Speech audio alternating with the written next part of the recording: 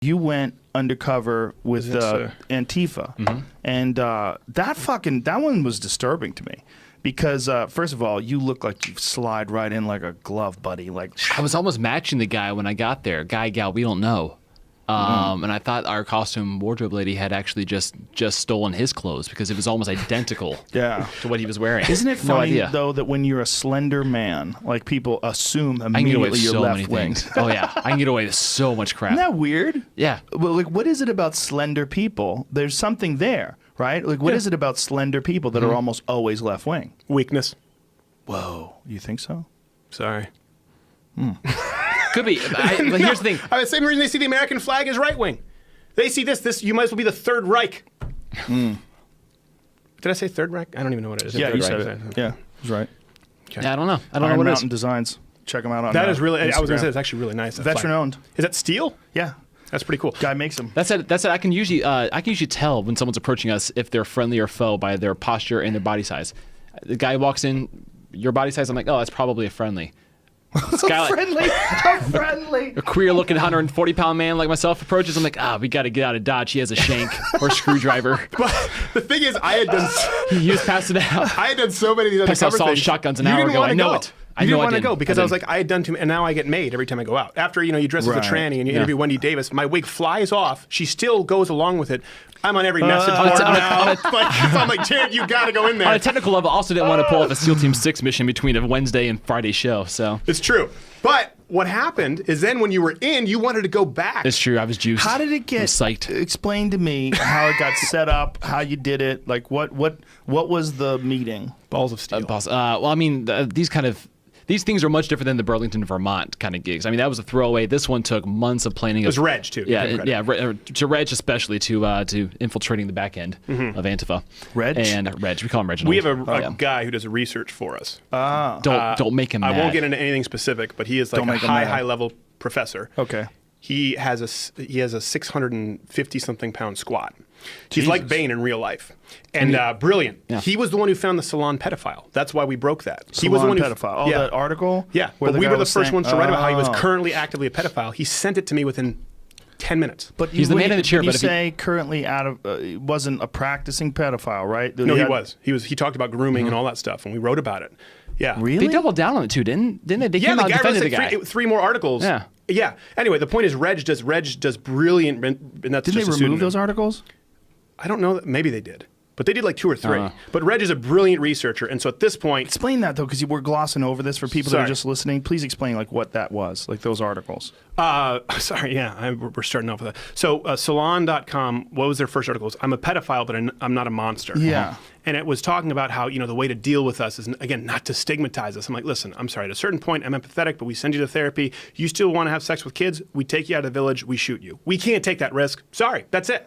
So he was like, I'm not a monster, and talked about how, his struggles with his family. I'm like, okay, you can kind of understand it. But then Reg did some research. We found all of his online message board, his pseudonyms, his usernames, and coded language about grooming. Grooming meaning like you're grooming kids online. So we found all of it, and we released an article on it. And then Salon released another article where he responded and didn't call us up by name, but was like, my week in the right-wing hate sphere. And they ran it on Salon, like, we're the bad guys because we found out that you're grooming children. And they released a few, and we just realized, okay, this is the thing, kind of like hormone blockers for kids. Salon's cool with an active pedophile. Let's move on now. We're not going to do it. There's no more convincing to be done here. So Reg was the one who found that, and Reg was the one who infiltrated a lot of the Antifa groups. That's not his real name, but he has so many. This guy is just brilliant. So he'd been doing research on the back end upon request and was so good. So we had all this research. We knew who these people were. We kind of knew what they were planning with Ben Shapiro going into Utah. As a matter of fact, we were going to go to Berkeley right before that, but then last minute we found out that they weren't going to do it because we know where they meet. We were on their cryptic apps where they would text you. So it's these apps that you would download. Like, I don't know if are we allowed to say that? I don't know. I think, yeah. The FBI came to us for information afterwards. Like, oh yeah, we were tracking these people. There were arrests made. Because of your undercover thing. Well, arrests made on the people who were seen undercover. Same people. So they committed crimes again later that day and were arrested. So the same person who handed him a shank later that day assaulted someone and was arrested. So Reg gets you the information, and then how do you make contact with these people? we're part of their Facebook grouping, so we found out where they wanted to meet, when and where, and we showed up to campus, and I walk in as Jason, Antifa person, new to the organization, say I want to be involved. Blue contacts and a beanie. That's all it takes. You put blue contacts on? Yeah, blue contacts. Yeah. Why blue contacts? I don't, just because we're on a budget. We need a disguise. But why do you need a disguise? You didn't think you could slip? You thought people would recognize you? We from thought we could have been on the radar. Yeah. We don't know. They tried to find us in Austin. Antifa did. Yeah, they were handing out posters. We taped an interview with Tim Kennedy, and they were passing out flyers. Was that when you got waterboarded? No, that was another time. And I would much rather be waterboarded. Yeah, he did. That was no joke. And I'd rather do that than the CNN 16-hour live stream. That's not a joke. I'd rather be waterboarded. But anyway, sorry, getting off topic. But go ahead. Yeah, so we show up at this coffee house. They're making Starbucks on campus. Where Antifa meets at Starbucks. Yeah. I find it funny. So I found him, met up. He gives me the cryptic messaging app. Was it a he or she? Did you find out? We don't know. I was sure it was a he because there was a wedding band and a chick showed up. Zur sitting there with his wedding band, iPhone 7, and his broad on the side, gives me the app and says, we'll see you tomorrow. So I say, okay, see you then. And gives me full communication. They did roll call. And it's okay, everyone roll call. We've got Jason in the group. Sound off! It's like Firebird. What was the funny one? Firebird. Well, it went down to like all these like Firebird and Rogue 2 and Flamethrower 9, and then there was Will. Will, that was his real name. Big Will Ferrell fan. Yeah, we found him immediately. No, we found him so swiftly. Will was so easy to find. How could you figure out who Will was? Well, because the phone numbers are also listed. It's a cryptic messaging app that doesn't allow you to take screenshots, but it turns out if you have another phone, you could take a photo of your screen. Just use a physical camera. They didn't seem to work out this kink in the plans. Well, that was like the Snapchat thing when people were sending dick pics. Like, hey, no one's gonna see it. No one's gonna see it. Well, you can't take screenshots. It just informs the other person, which is so much worse to know someone actually took it. It's like that just makes it worse for everybody. Yeah, but you can also take a photo of it with another camera, like you said. So anyway, I'm sorry. So go ahead. So all these people are role playing. They're in Dungeons and Dragons. Exactly. So we go back to our hotel, get ready for the next day, and show up on campus where they're supposed to meet up and get together. And you were nervous as hell at this point. Because he's like, I don't want to do this. When should we play? I was more nervous the day before because I just didn't know what I was walking into. Do you want to play? How short is the clip? You want to play it first? They're all like 30 seconds. Okay. Do you have it? From Antifa. From S4, which one do you want me to start with? I'll find one. Okay. So roll the dice. Your producer around. So these people makes a difference to me. They were openly advocating violence, and they were offering to give you a gun. Not at first. No, not at first. Well, not at first. That's why I said I wanted to, because you actually said the funny part before. You said we got into a fight, and you said this is not my job description.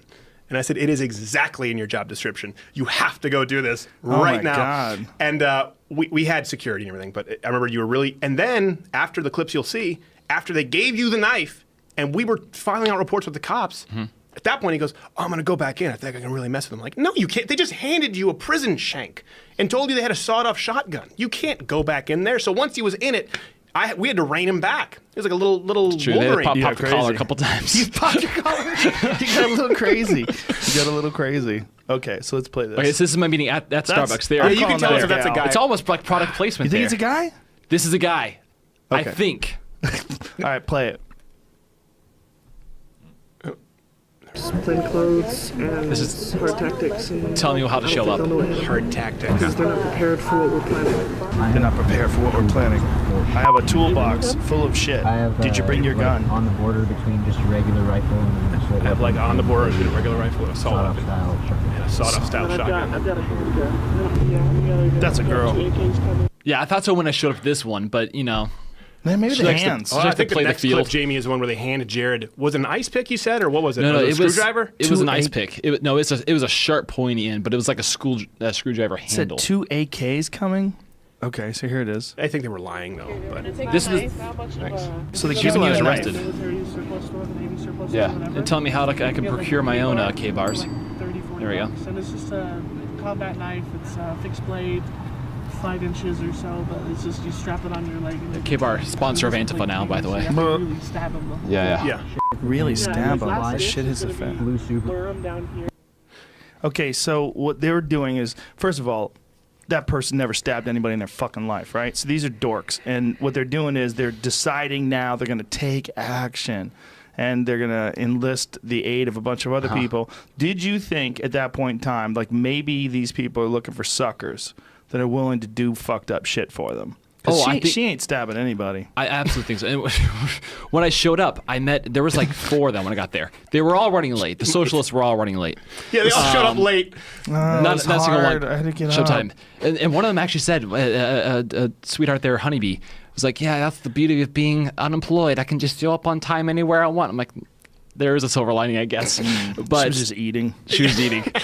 And she was still late. Oh, she was still late. So so I get there, and I'm thinking, okay, this is a bust. This is a really sad group of people. Right. Because I don't know about the weapons at this point. I just see, okay, I'm expecting like 40s guys in the what they call black bloc, all black, goggles, everything, and it just looks like a really sad social club. So I get there, sit down for a bit, and like 3 minutes in, they start passing me stuff, telling me everything you just saw, and I'm thinking, oh my Lord, this is not. I need to get out. Yeah. I need to get out. Meanwhile, I'm on the other side of the school because Ben Shapiro is speaking. So I'm on the other side of the school, and Ben Shapiro's there, so there are a lot of fans. So I'm kind of taking pictures, and I got spotted. So I'm taking a picture of my phone. So I'm like, hold on a second, let me just shut off my phone. Taking pictures, and I see it, and Jared's like, they're handing me knives. What do I do? What do I do? Like, oh my God, I gotta go. You're like, quick, get out. I'm like, okay, I need to fast. I need to think quick. Yeah. So I told him I had to take a dump. And I just left. Yeah, that was hilarious. This is out. That was hilarious. And well, the crazy thing about that is that you bring us the footage. So there are cops right there. So we tell the cops, because I'm like, we've got to get him through this, whatever it is, quad or whatever is there. Because they're talking about luring this people. Is the guy right here. Too. Yeah, this is the guy right good. here. I think. Oh, yeah. Oh, it's not playing. It's got corrupted the file. Oh, here goes. President's Circle, and they were handing out sharp objects to stab people with. Said they had someone come in with an AK. This guy works for local Why news did it take 2 late-night hosts, comedians, to find this out? You know what? I wish you guys luck. Yes, you just saw correctly. Even being shown the footage in the presence of police officers to confirm authenticity, they walked away. Also, I should note, this is Dan Harris from Nightline. He was on my ABC podcast 2 weeks ago. He knew about the footage and the whole story, too. I offered it to him and asked for He his mentioned card. he gave us a brief spot when they actually put together weeks later after our video came out, so he had to acknowledge it. But he put together a small little brief montage of our video that took place on his little He's profile. like mostly event. peaceful event, though not without some controversy. So what happens is, to me, what's so crazy is like, again, I offered it to the local guy. Right. People who do news, April O'Neil, they want the exclusive. I said, hey man, do you want this, like to run this? Because he worked for ABC or local Fox or something. And he's doing Instagram videos with 5, followers, and he sees, a heart go up on his screen. So I'm looking at him I'm like, listen man, do you want this? And he goes, what is it? So I go, well, hold on, we tell him exactly what we had, and we show him the cryptic app, and I'm like, hold on a second, here are the police. So we're showing it to him, and he walks away. I'm like, he's like, well, I got to do my job. I'm like, this isn't a part of your job. This isn't a part. He didn't think it was, and that to me was insane. We weren't looking for necessarily a scoop. Yeah, the anti-Trump we just wanted to get guys this as wide as possible. They had a rhyme going down the street with their protest, so he had to get to yeah. things. That's what he did. He was doing Instagram. Oh, you'll see people peacefully protesting, and like hold up his Instagram. So, hey, ho, ho, Donald Trump sucks. Do you think that he just didn't have authority, that he was trying to... Didn't fit the narrative. Same thing with the guy from Nightline. Didn't fit. So the narrative was the anti-Trump protesters, which is what people were tuning into the news for. It wasn't Antifa peaceful. being... It was peaceful. Right. There were snipers on the rooftops for that little Jew, Ben Shapiro. Think about that. This was, what, a Dangerous little guy. week? 2 weeks after Oh, Berkeley? Yeah, he's a smarmy little bastard. I love him. But he's like, I could see how he pisses people off, but he's brilliant. He's a very, very smart guy. He was my first lawyer. He negotiated my contracts. He wasn't even an entertainment lawyer. I said, Ben, you got a lot of vowels in your last name, and I have a contract with money at play. Can you help me? He said, I think I can do it. And so that's how we became friends. I was 18. That's hilarious. But this is the heat of the Antifa fight last summer, right after Berkeley. They were really... specifically about Antifa trying to downplay the violence and the undercurrent that they the seem steam to they have picked up. given that up. They seem to have accepted the fact that there's a lot of violence. Some of them. But I think this I hate not to toot our own horn, but I think things like this, that got 15 million plays on Facebook and a few million on YouTube. And the reason we got more mileage is because the news refused to cover it. And then, was it the dean? Someone there, some student activities advisor, released an official statement saying nothing happened. And so we called him. So that was a follow-up video where we prank I called remember him. listening to that. We said we're with the Washington, we made up something, Washington Herald or something. So he was like, oh, well, It was a really stupid name. I can't remember what it was. And we asked who made the statement that this was entirely peaceful, because Honeybee... He said he was speaking on behalf of the police, but never actually quoted a name. So we figured out pretty quickly he was speaking on behalf of himself. And he was his liberal. opinion. We found out he was actually a delegate or something. He was actually officially involved with ties the to Clinton, stuff like Democratic that. Yeah, ties to Clinton. He was a Clinton staffer. Yeah. The support of Antifa, this like open support of it, is very confusing. It's like, do you know this? You got like professors hitting people in the head with bike locks. Like this is not. It sounds absurd, but it's true. It's not a wise group. This is not a smartly organized refutal of some crazy power structure. This is chaos. Right. And to your question earlier, Smart. yeah, I do think they were. I think they prey on losers of society to become part of. I mean, they were so quick to welcome me in because they need the numbers and they're willing to accept anybody. There was no filtration system. I got to say that if that was a real faction of that's the saddest fucking faction that they have. It doesn't matter. Well, a couple AKs and you're as bad as anybody. Tell him later that Honeybee got arrested. For tasing a guy. Tasing a guy. The same She tased somebody? Tased some Fairness, guy. I think. Who'd she tase? No, the guy sucker punched a different guy. Something happened. There was a dust up, but she used a taser. She used a taser. Now? Are you misgendering? No, God, I would never Sorry, do that. it's very confusing. I would never. No, Honeybee was actually there. It's not my character. Honeybee was a late socialist. Got arrested.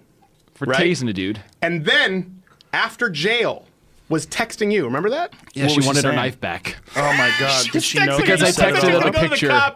Because I texted him a picture of me sitting next to Shapiro, full get up, flipping them the bird. You texted them a picture? Yeah, in the encryption app. I said, oh my God! I should have brought the phone. I should have brought the whole thing. phone. You bastard! Give me the knife back. I'm running the cops. We were like, you bastard! Give me the knife back. Sit next to Ben and just I was giving thumbs up. Oh my God, that's hilarious. And we told them like when it was going up on YouTube, like keep an eye out tomorrow at 6 o'clock on YouTube. So she gets arrested for tasing somebody. Yeah. And then what happens? Now, no heat for her for all this video of her saying she's got a handgun and we don't know. AKs. I think we say now.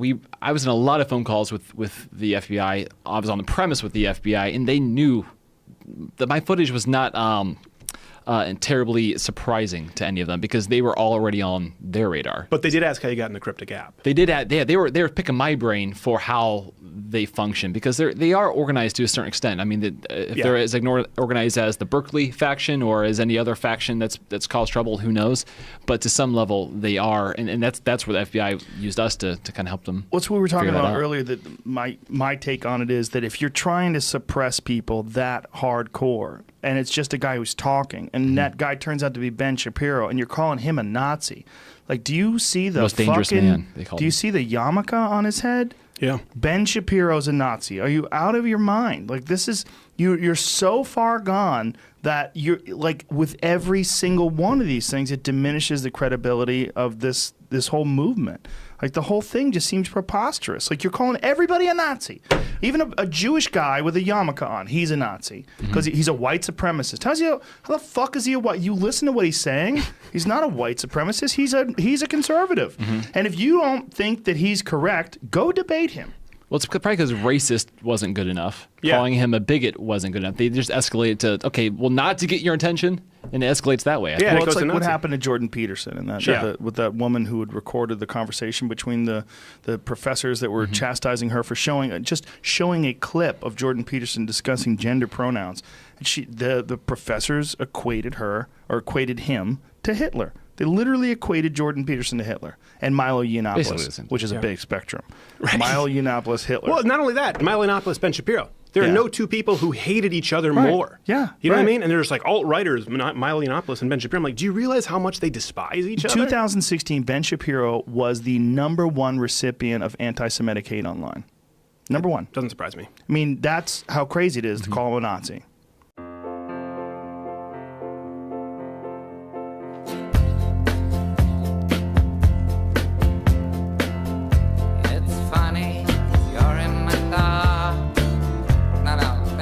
Back up. You're not in my thoughts at all. 'Cause you're a hiccup.